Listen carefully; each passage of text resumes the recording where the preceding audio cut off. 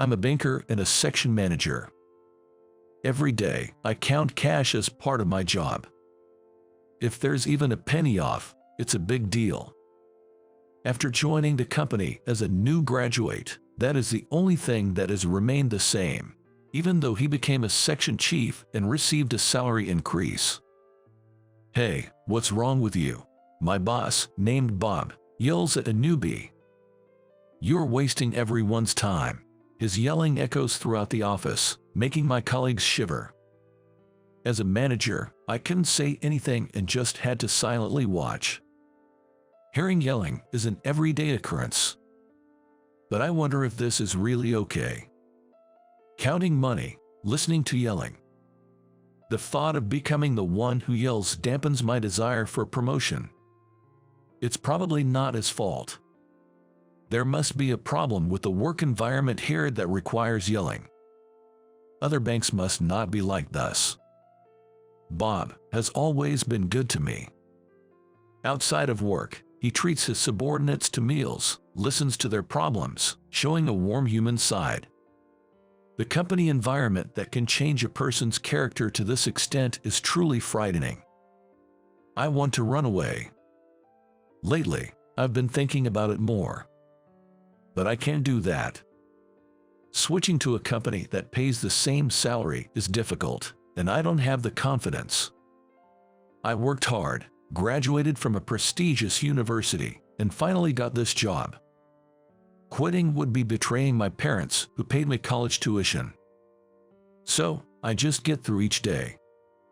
Coming home exhausted every day, mentally drained, unable to reply to messages from my girlfriend, Emily, munching on fried chicken I bought from the convenience store, I fall asleep on my bed, forgetting to turn off the TV. And then, I close my eyes and zone out. Suddenly, the TV catches my attention. Country living is becoming popular, and in our next segment, we'll meet a man who moved to the countryside and renovated his home from scratch using DIY techniques. I listen to the TV host's words. "Wow, what a lovely home. What's this?" "This is a wood-burning stove. I cut the wood from the woods and put it in here." Moving to the countryside, huh? Hearing that much, I opened my eyes and turned my face towards the TV. The man featured in the program was of my generation. He had renovated an old country house by himself and was living in it. Wow, that's amazing. Watching him, my heart leaped with excitement. When was the last time I felt this thrilled? I want to try it. That's what I thought. But no, calm down. It's impossible for me. I can't give up my current position. Besides, the faces of my parents kept floating in my mind and wouldn't leave. Living surrounded by nature in the countryside, it's like a dream. But after all, it's just a dream. Because it will never come true, because it is a dream, I can imagine it and enjoy it. That's reality. I slowly close my eyes and fall asleep. Then, one day, while living these days, my grandpa, he passed away in his sleep, my father says with a trembling voice over the phone. Really, but he had a good long life, didn't he? Yeah, he did.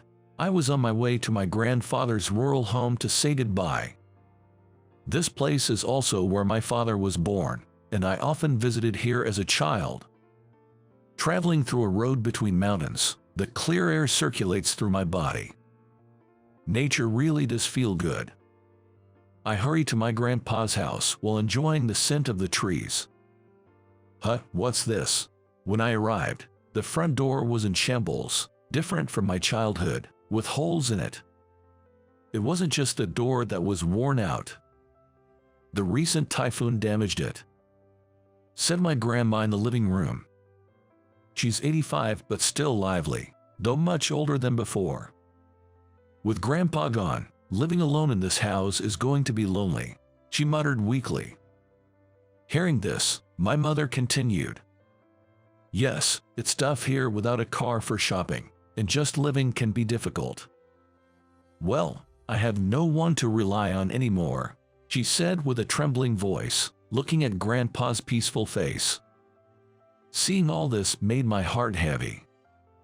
Grandma looked at me and said, I'd be happy if you, Kay, could take care of this house. Me. I was surprised to be mentioned. Dad also spoke to me. Well, why not? Grandpa loved you, Kay. He'd be happy. Hold on. But Dad, don't you think it's better for me to continue as a banker? But Dad shook his head. You look so distressed now. Maybe banking isn't right for you. I was surprised he saw right through me. You're misunderstanding something. I just want you to lead a happy life, not to work in misery. I'm not worried about the college tuition. It doesn't matter if your education isn't relevant. As long as you're happy, that's what counts. Mom, sitting beside him, nodded in agreement. Grandma added, Really, having you here would make life easier. That was the moment I decided. I'll move to this countryside. Thank you for everything over the years. I confided in Bob about quitting my job. What? Are you serious, Kay? Moving to such a rural area? What about your job? I've decided to work at a factory for agricultural machinery owned by my grandmother's acquaintance. I see, but leaving such a well-paying bank job, you must be out of your mind. Yes, well, I guess so. I gave her a smile at Bob's face. But those words didn't affect me anymore. After resigning, I moved immediately. Having Kay with us is truly reassuring. Oh, there's Mary from across the street walking this way. We should greet her. Grandma was delighted, proudly telling the few neighbors about me. Oh my, such a wonderful grandson has come. How envious. Nice to meet you. I'll do whatever I can, so please feel free to ask for help anytime. Oh, how reliable. Thank you, likewise. The neighbors welcomed me warmly. Starting today, I'll be working here. My name is Kay. Applause broke out among the employees. Having a young person join is a great help. The company's average age is 60, with many pensioners. Their backgrounds vary. Some juggle farming, others are town council members, and there are former self-defense officers and teachers. The seniors patiently taught me the job, and their diverse life experiences made for enjoyable break-time conversations. Unlike before, this job requires manual dexterity, but even if I make a mistake, they reassure me, it's okay, don't worry. They praise good work, providing a sense of security. The salary is indeed lower, but I'm genuinely happy here. There are no convenience stores nearby, and the nearest supermarket is in the next town, but the warmth of the people here is a treasure. I felt more at peace than when I was working at the bank. Though it meant a long-distance relationship with Emily in New York, we managed to meet once a month at a midway point for a date. On days off, I did DIY around the house, making it more accessible for Grandma. We went shopping and to the doctor together. Kay, I'm so glad you came. Thank you. She always says thank you. I feel happy when I see Grandma smile. The hard times at the bank seemed like a distant memory. As a year was about to pass, Emily proposed to me, asking, "Will you marry me?" I was surprised, but she had always shown interest in countryside living and wanted to start our rural life together as soon as possible. I said yes, and we decided to have a wedding. We chose New York, our hometown, for the wedding. I thought about who to invite and decided to ask not only my current colleagues, but also Bob, my former boss from the bank, with whom I still kept in touch. The wedding went smoothly, and everyone invited attended. Young love is wonderful. Thank you for deciding to move here with him.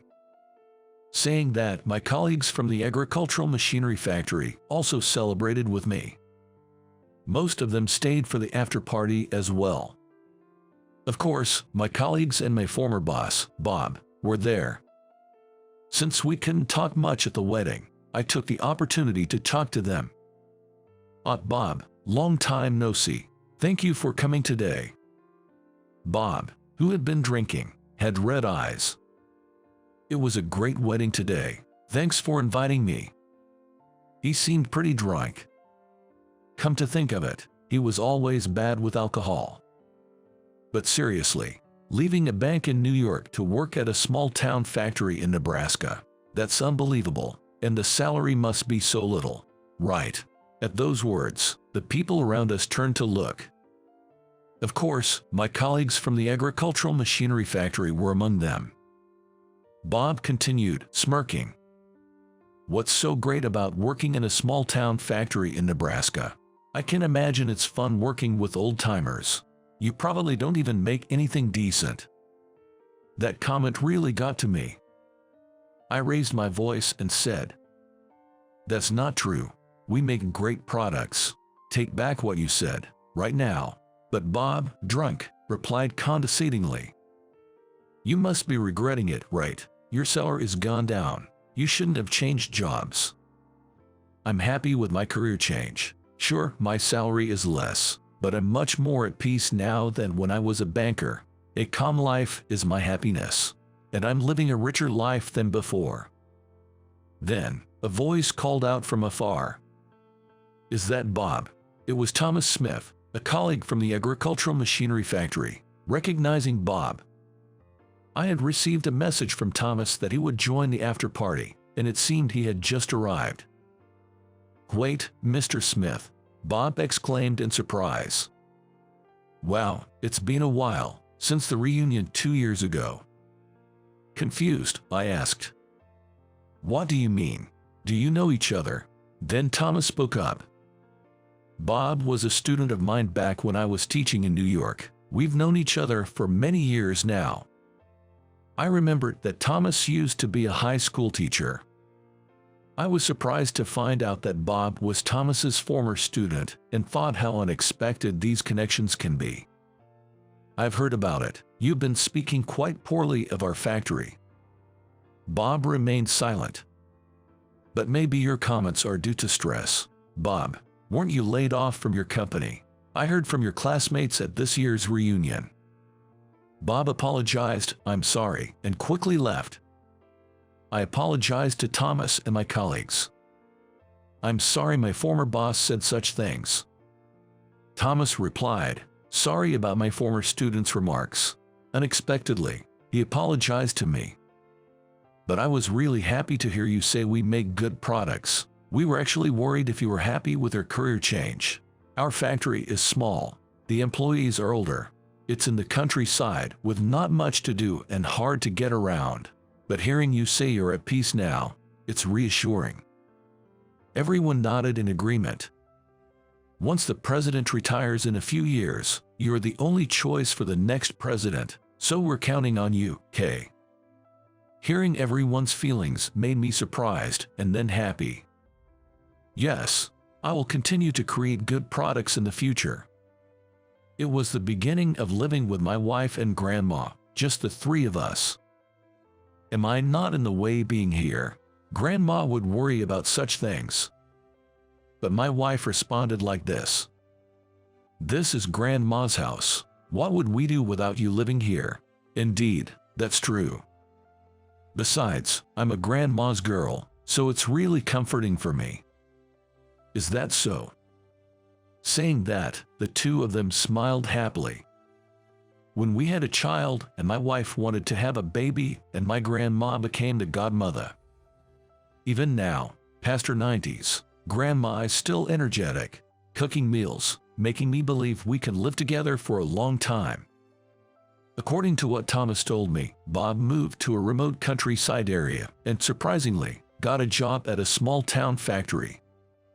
Apparently, he had long admired a rural lifestyle like mine but had never acted on it.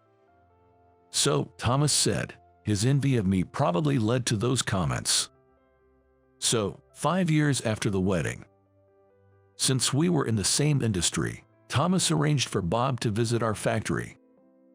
I'm sorry about back then, but now, I'm also working hard at a small town factory, trying to make good products. I'd be happy if we could cooperate in the same industry." After bowing to me, he extended his hand, which I firmly grasped. Thomas and the seniors applauded, celebrating our reconciliation. The countryside is the best place for us. So I hear you're now working at a clinic in some small village, taking it easy. In a tiny clinic like that, I bet you can't really do much. You're a doctor but can't save anyone, can you? The person I ran into at the university hospital I went to for reasons was a colleague from my student days. He talked to me as he was looking down on me. I work as a doctor in a clinic in a small village with a population of about 100 people. Indeed, I didn't have any great achievements, and he was probably better than me in skills. But apparently, he didn't know yet.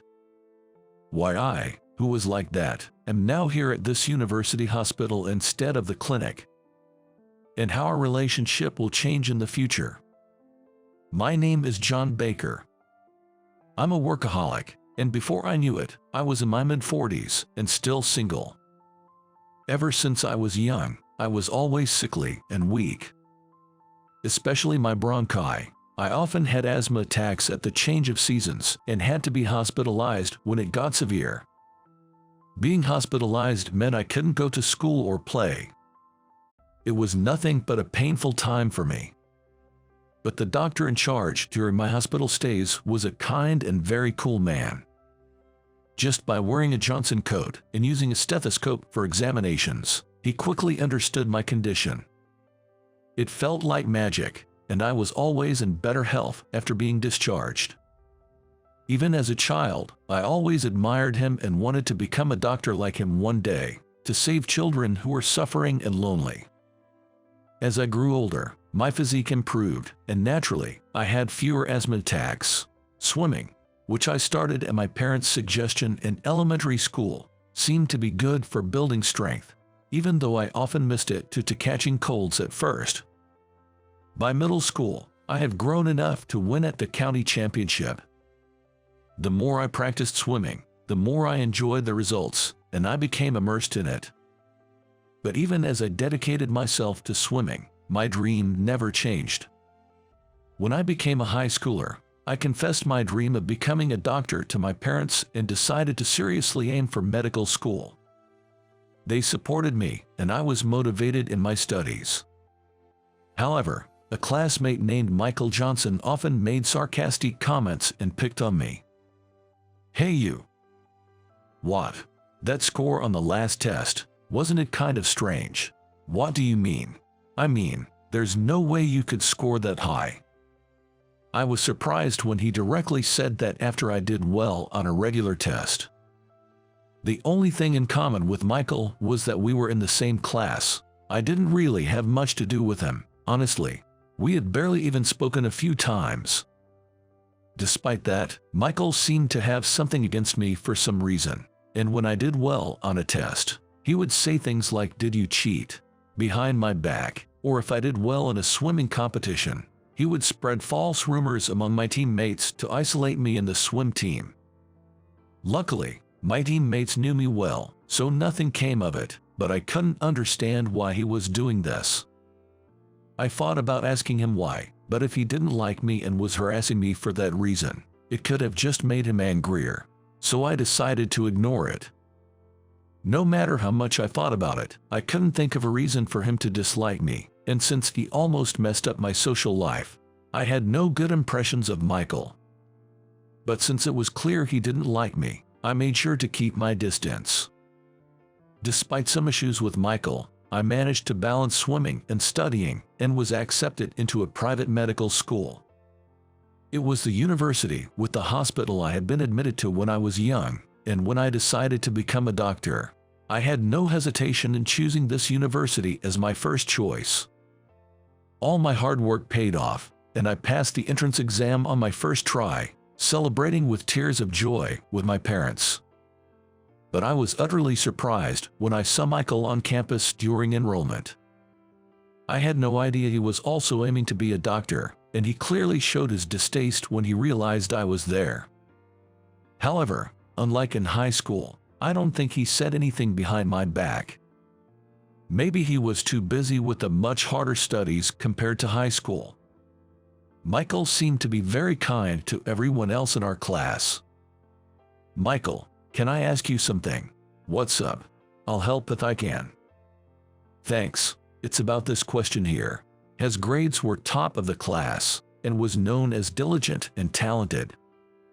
If anyone had questions about their studies, they'd go to Michael, who became a reliable figure for everyone. Yet, he still glared at me and made sarcastic remarks whenever we met. "Why are you even in mid-school? Did you cheat to get in?" When he muttered that to me in a voice only I could hear as we passed each other, I finally reached my breaking point. "Have I done something to you?" "What?" "I don't know why you dislike me so much, but if I've done something to upset you, I'll apologize. Please tell me, because it's hard not knowing what I did wrong." "Huh? What? If you have something to say or something you don't like, why not say it to my face? It's cowardly to do it as we pass by. And please stop spreading strange rumors. We're not kids anymore, and it's honestly annoying." Michael seemed surprised by my response, glared at me silently for a moment, then walked away. One day, while I had a free period at university, I was on my way to see a professor when I ran into my childhood doctor. "Are you Dr. Johnson?" "You are." "It's you, Dr. Johnson. I'm John. You might not remember me, but I was frequently sick as a child and you took care of me." "John, wow, it's been a while. You look well, and that's a relief. So, why are you here?" "I'm studying to be a doctor at this university. I want to be like you." "Really? I can't express how happy I am. You've grown up so well, and to think you recognize me so quickly, I'm really touched." Dr. Johnson, who seemed deeply moved, told me he was now the head doctor of the university hospital. "The head doctor? That's right. Doesn't really suit me, does it?" "Yes, it does." "Oh, sorry, I didn't realize you were the head doctor and spoke too casually." "Don't worry about it. It's been a long time since someone looked at me with such genuine eyes." "Thank you." I hadn't been hospitalized since my health improved, so I was surprised and couldn't hide it when I learned Dr. Johnson had become the head doctor. "What brings you here today, Dr. Johnson?" "Oh, I was just heading back from speaking with a professor." "I see." As we were chatting, I heard footsteps from behind and a familiar voice saying, "What are you doing here?" I turned around and saw Michael. I thought he came to make another sarcastic remark to me, but his gaze was not on me but on Dr. Johnson in front of me. "Michael, what's up? Did you need something from me?" Dr. Johnson called Michael by his first name in a friendly manner, and I was surprised to realize they knew each other. As if I just had something to discuss with the professor. "Hey, Michael. Move, you're in the way." Michael deliberately bumped into my shoulder as he passed and ignored Dr. Johnson calling after him. As we watched him leave, Dr. Johnson unexpectedly said, "Sorry about that. Did he hurt you? My son can be a bit of trouble." "Your son, Michael is." Did you forget my last name? Your name, oh."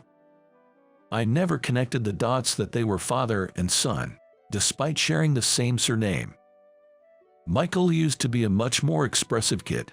He always smiled brightly at me, but at some point, he started behaving like that towards me. I think he felt lonely because I was always busy with work and couldn't give him much attention. Dr. Johnson said this while looking as if he was still seeing Michael's retreating figure, his eyes filled with kindness. His expression was a mix of sadness and melancholy. Even though he wasn't crying, it somehow looked like he was. That expression stayed with me. Years passed, and we all successfully passed our national exams. I officially became a licensed doctor. When choosing where to work, I, having no particular preference, ended up in a remote hospital that no one else wanted to go to. After a few years of training there, I moved to a clinic in a small village with about 100 residents. which have been without a doctor for a long time. The village, mainly populated by elderly people, was serene, surrounded by the sea and mountains. The air was fresh, and the villagers seemed to live by helping each other. I arrived at the small clinic in the village, a complete stranger and inexperienced. I was an outsider, fresh out of training, and not yet confident enough to proudly call myself a doctor. I feared being disliked or told to leave because I wasn't skilled enough. But despite these fears, the villagers welcomed me warmly. "We are lucky to have you, Dr. Baker. Thank you so much for coming to our little village." I get nervous with young doctors. The village elders treated me like their own grandchild. Within a few days, I began to match faces with names and enjoyed my days there. When I asked how they managed when they got sick, they said they had to travel at least an hour to the nearest large town, which was quite a hardship. "That's why we are so grateful you came to this village. It might be inconvenient here, but we appreciate your help." "The pleasure is mine. I look forward working here." However, in the village, there were no nurses and I was the only doctor. Not knowing when or what kind of situations I'd be called out for, and to provide the best possible treatment with limited facilities, was more challenging than I could have imagined. There were many villagers with chronic illnesses, and despite my best efforts, there were times I couldn't save them, which brought me immense sadness and regret. But the villagers would encourage me, saying, "You're the hope to this town, and thanks to you, we feel like we could live a little longer." I couldn't perform advanced treatments same as big hospitals. I couldn't even do surgeries properly on my own. So, sometimes, there were things I just couldn't handle. I had to work with hospitals in bigger towns and refer patients there when necessary. But this made me think that there must be things that can only be done in this village. Experiences I can only have here. Growth that's only possible here. I decided to grow as a doctor in this village. With that in mind, I worked tirelessly. It was one day, about 20 years after graduating from university. I was visiting the university hospital I had been admitted to as a child, on my way back from a medical conference. As I walked through the hospital, smiling at the nostalgia of my vague memories, someone approached me. "You, aren't you, Michael?" The person who looked at me with widened eyes was Michael, who seemed a bit aged. Perhaps due to our intense work, it seemed like we both had more gray hairs. But despite being adults now, Michael quickly reverted to his disdainful expression and started with his sarcasm. "So I hear you're now working at a clinic in some small village, taking it easy." "Yeah, that's right. I'm the head of surgery at this hospital now. I've been successful in high-risk surgeries and received recognition for my achievements." "Well, that's impressive. Head of surgery, you always stood out among our peers. Well done." When I sincerely praised Michael, he seemed displeased with my response and glared at me, his tone becoming harsher. "In a small clinic like that, I bet you can't really do much. You're probably just keeping the elderly company, right? The facilities must be outdated and unusable, and you can't properly perform surgeries alone, can you? You don't have many accomplishments, do you? After all, as a doctor, you probably can't save anyone, right?" Michael, who hadn't changed a bit since those days, still looked down on me. Just as I was about to argue that his accusations were unfair, I heard a voice searching for me and stopped speaking. "Mr. Baker, I've been looking for you." The voice belonged to a female nurse who, upon spotting me, hurried over. Michael also turned his gaze toward the nurse in surprise. "Mr. Baker, I mean, Dr. Baker, the new head doctor. My name is Emily. I'm a nurse. I look forward to working with you starting today." Emily's words left Michael wide-eyed and speechless. "Hey, what did you just say?" I said, "I look forward to working with you starting today." "No, before that, what did you call him? Did you mean when I referred to him as the new head doctor, Dr. Baker? New head doctor? What are you talking about? Haven't you heard? This is Dr. Baker." who has been appointed as the new head doctor here." "Head doctor? You mean you?" Michael stared at me in disbelief. I nodded, confirming, "Actually, that's right," leaving him at a loss for words. Well, actually, I had been working at a hospital affiliated with this university.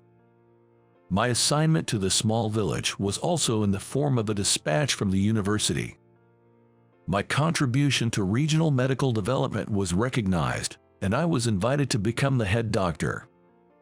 The clinic in the village already had a successor lined up, and we had been working together for about 3 months, so the transition was smooth. A nurse was also going to join the clinic, which would expand the range of treatments available and save more lives.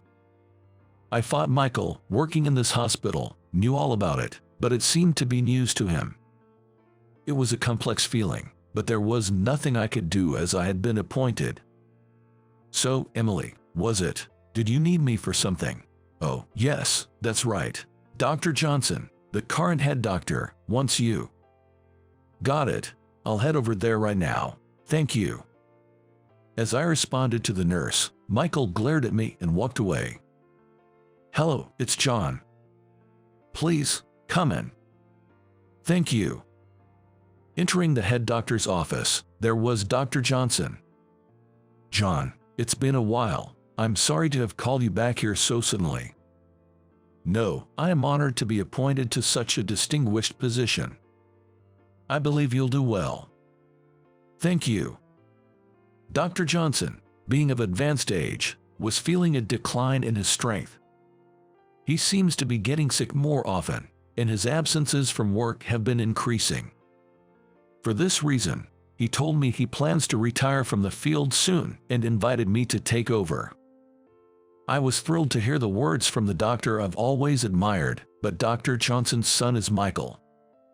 He told me he is the head of surgery, and his accomplishments are indeed remarkable. Wouldn't it make more sense for his son to take over? I thought, and so I asked, "I'm sorry if this sounds rude, but why did you choose me over your son?" Dr. Johnson quietly shook his head. "My son, Michael, as his father, it may sound strange for me to say this, but I believe he is outstanding as a surgeon." "Then, shouldn't he be the one to become the head doctor? His skills are great and I rely on him. He's trusted by everyone. I think he's fit for the role, and I know he would do well as the hospital director." "Then why not? I still want him to continue working hard to save lives on the front lines." Dr. Johnson, as the head doctor, once the role is taken, it's difficult to be involved on the front line with patients. It's important to care for the patients in front of you, but that's not enough for a head doctor. You must always have a broad perspective. In that sense, you, who have demonstrated your skills in various places, is the right person for the job. You understand the feelings of patients, which is important for both doctors and patients. "I'm honored. I'm sorry if this sounds rude, but have you discussed this with your son?" "Well," Dr. Johnson said with an embarrassed smile, when I tilted my head, he confessed, "It's hard for us to be honest when we're face to face.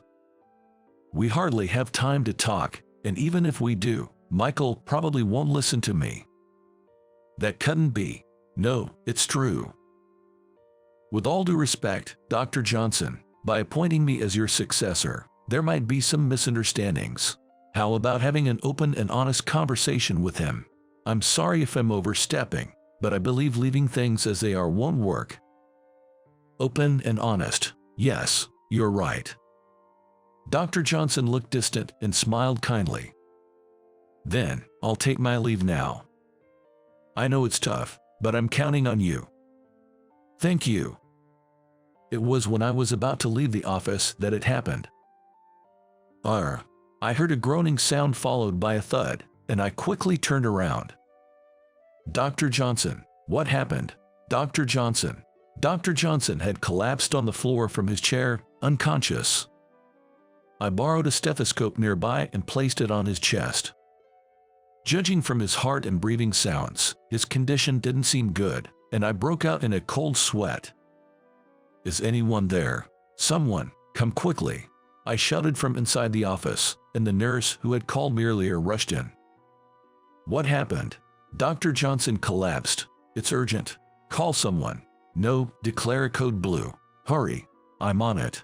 The nurse frantically used the intercom to relay the message. Immediately, an announcement was made over the hospital's pass system. Code blue, near the west side of the 10th floor. All available staff, please respond immediately. Code blue. A hospital's cryptic term for an emergency. Some say Dr. Blue or something similar, but our hospital uses code blue. Now, all available doctors and nurses will gather here. Probably faster than searching for doctors to call them here. I soon heard footsteps, and the door to the head doctor's office opened. The first to rush in was Michael. His face was pale as he saw Dr. Johnson on the floor and ran towards me. Hey, John, code blue, what's going on? It might be an acute aortic dissection. Prepare for tests immediately. What? Get a stretcher here, now. Yes, sir. I directed the arriving doctors and nurses for tests, and as soon as the stretcher was brought in, we began urgent procedures. The test results confirmed an acute aortic dissection, requiring immediate surgery to prevent the worst-case scenario. However, today was the day of a medical conference. Other surgeons, apart from Michael, were either attending it or already in surgeries and couldn't be called back immediately. Michael, you're the only one I can rely on. I can't operate on my father. I don't have the confidence to save him. Michael was trembling, holding his head in his hands. I stood in front of him, holding his shoulders firmly. Have you always approached surgery with this attitude? Just a few moments ago, you were boasting about handling high-risk cases to me. Was that a lie? It's not a lie, but it's different with my father. It's not different. Whether it's your father or a child, in front of you is a patient with an aortic dissection, right?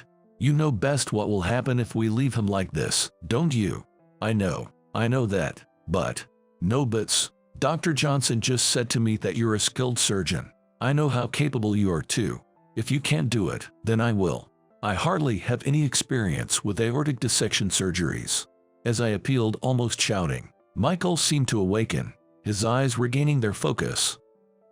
He shook off my hands, saying, "Don't be ridiculous. I can't leave it to you," and clenched his still slightly trembling hands.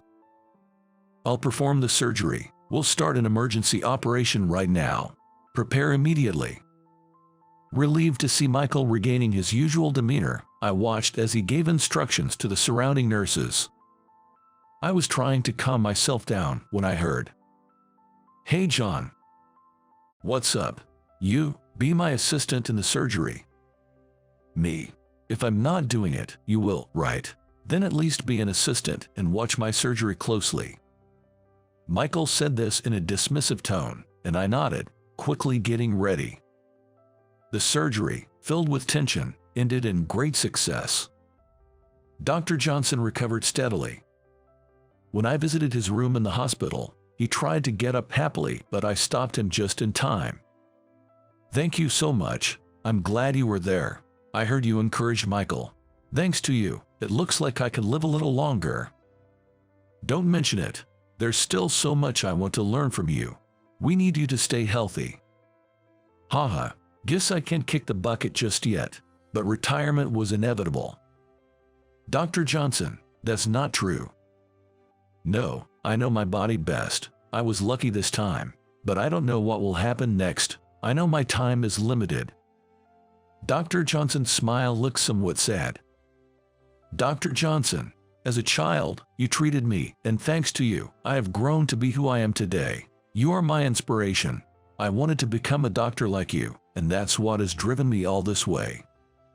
"Me, your inspiration. I never thought I'd hear such words. Hearing you say that makes my career as a doctor all the more worthwhile." While we were talking, Michael had entered the room and said bitterly, "You were always attached to my dad." I looked at Michael and suddenly had an idea. "Michael, were you jealous of me because Dr. Johnson was always with his patients?" Hitting the nail on the head, Michael turned red and denied, "No, that's not it. What are you talking about?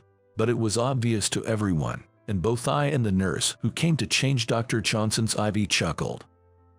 It was just a little teasing, but it seemed to get a good reaction.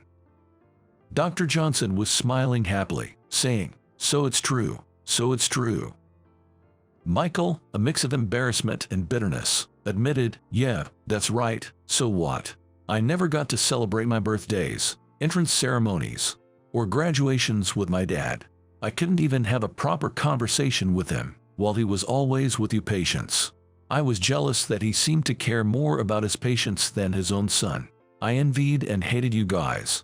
So when I found out that one of those patients was you in high school, I was frustrated." Michael started to pour out his feelings, and Dr. Johnson listened intently, closing his eyes to catch every word. "And now, you appointed him as the next head doctor. I've been by your side in this hospital all along. I thought I'd finally have time with you, and then I thought I lost that to him again. I was shocked."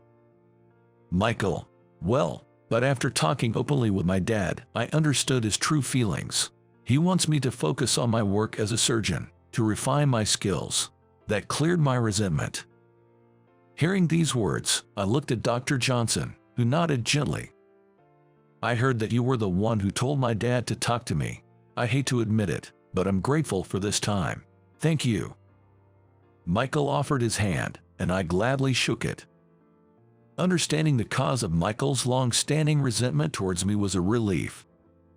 That moment marked the end of our long-standing grudges. Years have passed since then. As the head doctor, I'm involved in various daily operations. I manage this hospital, its branches across the U.S., the staff and doctors, financial aspects, and make the final decisions on patients' treatment plans. And it's only the tip of the iceberg. The list is endless. Having never studied management, there's a lot I don't know, but I'm managing with the help of my secretary. Despite preparing myself for a challenging role, actually being in this position is a daily race against time, and sometimes I regret accepting it.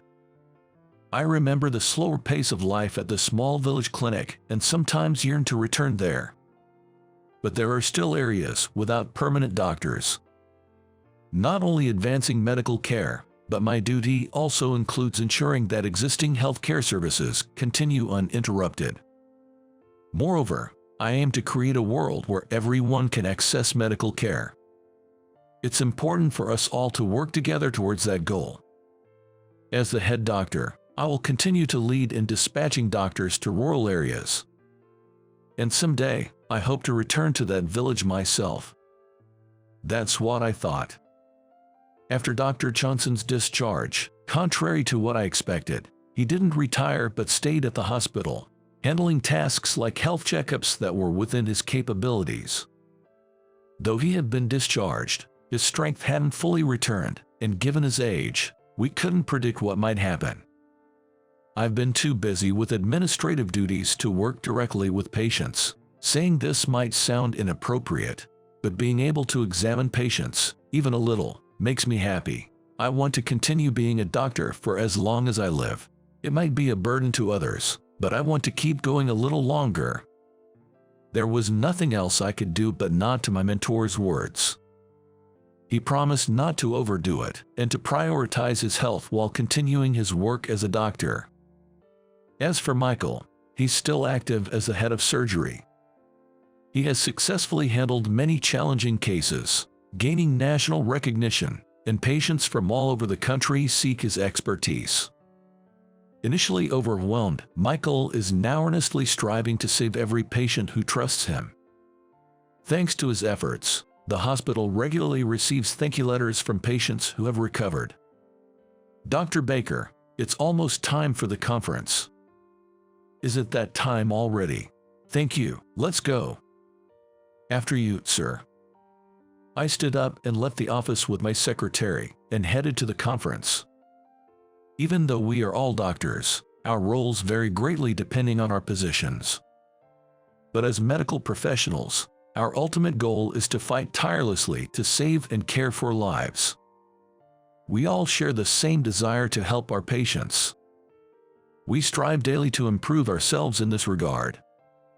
Moving forward, I want to continue dedicating my efforts to protect people's health and save lives as a doctor. Hello, Dr. Baker.